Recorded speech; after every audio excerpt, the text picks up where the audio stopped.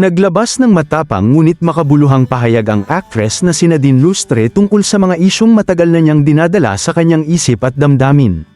Sa isang emosyonal na post, ibinahagi ni Nadine ang kanyang pagkadismaya at pag-aalala sa lumalalang kawalan ng respeto sa lipunan, kalikasan, mga hayop, at maging sa kapwa-tao. Ayon kay Nadine, "Things have been sitting heavily on my mind." Ito ang nasabi ni Nadine matapos umano siyang muling makakita ng mga balita at videos na nagpapakita ng kaguluhan sa paligid. Dagdag pa niya, "How deeply messed up so much of the world around us has become." Inamin niyang hindi madaling manatiling hindi naaapektuhan sa dami ng negatibong nangyayari sa ating bansa araw-araw. Binigyang diin din ng aktres na ang respeto ay hindi lamang simpleng pagiging magalang.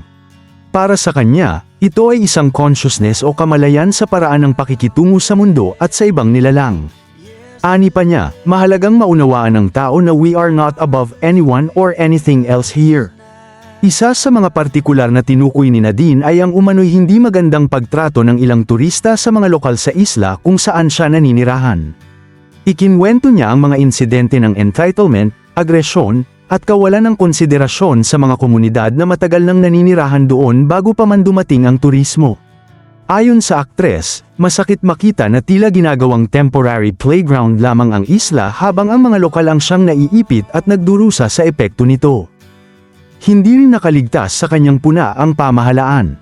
Diretsahan niyang inilarawan ang sitwasyon bilang isang hindi magandang palabas lamang dahil para umano sa kanya ay halatang-halata na ang korupsyon, incompetence, at performative concern ng ilang opisyal. Dagdag pa niya, ordinaryong mamamayan pa rin ang laging nagdadala ng bigat ng mga maling sistema at kasakiman.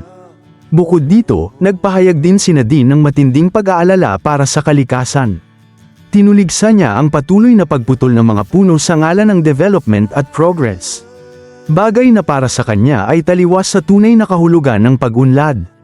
Ayon sa kanya, nakababahala na tila basta na lamang winawasak ng tao ang mga bagay na nagbibigay buhay sa atin.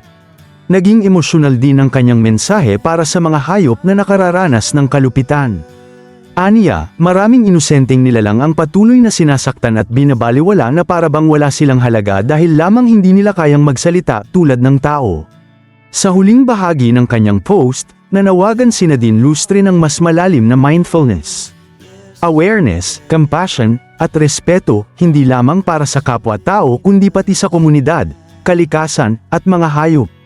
Para sa kanya, hindi kusang magiging mas mabait ang mundo kung walang pipiling gumawa nito. The world doesn't become gentler on its own. We have to choose it. Makahulugang pagtatapos ng aktres sa kanyang mensahe.